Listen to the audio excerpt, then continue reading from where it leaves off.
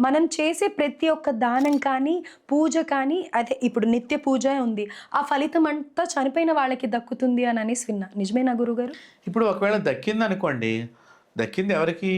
చనిపోయిన మీ అమ్మగారికో, మీ నాన్నగారికో, మీ తాతగారికో, మీ నాయనమ్మకో. ఇప్పుడు మనం చేసే ఉత్కృష్టమైన పని మన పెద్దలు తరింపబడటానికే కదా! హ్మ్. హ్మ్. ఒకవేళ కాబట్టి దానిలో తప్పేముంది ఒకవేళ దక్కితే? తప్పు లేదు కదా! అసలు నిత్యం పూజ ఎందుకు చేసుకుంటున్నావు? నిన్ను నువ్వు సంస్కరించుకుంటానికి చేసుకుంటున్నావు. హ్మ్. ఇది పెద్దలకు వెడుతుందా, పిల్లలకు వెడుతుందా అని కాదు.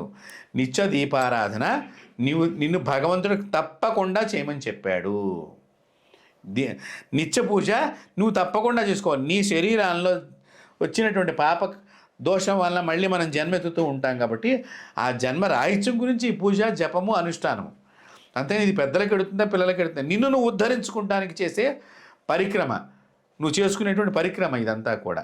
కాబట్టి దీనికి, దానికి ఎటువంటి సంబంధం ఉండదు.